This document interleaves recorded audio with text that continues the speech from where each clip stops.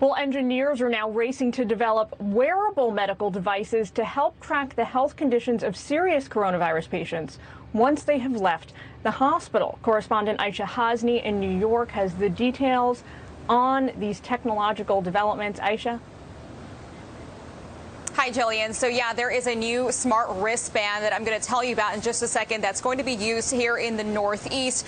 And some doctors are calling it a game changer. It's saving lives already. But first, here's a quick snapshot of what's happening here in New York. So today, Governor Cuomo announced that healthcare workers at 4 New York City hospitals were going to be getting antibody tests. And next week, that expands to the NYPD, the state police, and also transit workers. Now, currently, New York is performing about 20,000 coronavirus and antibody tests per day. The goal is to double that.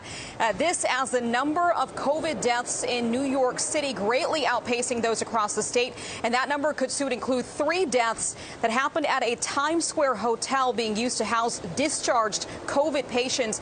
Mayor Bill de Blasio looking into how that happened.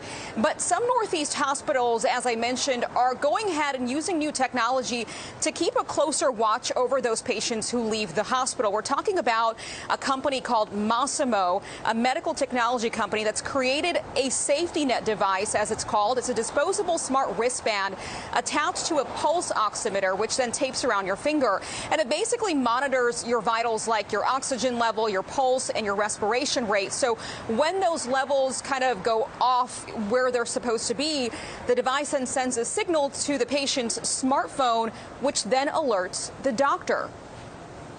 The clinician has a dashboard of all of the patients they're monitoring. They're seeing your life parameters change in every single minute. They get an update of your data set, and they can see what your live data is within the hospital.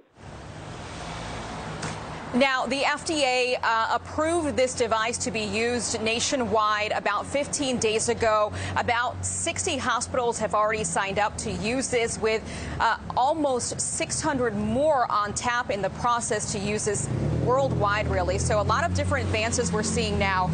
This device, Jillian, was meant for opioid addicts, actually, and then the pandemic hit and everything changed.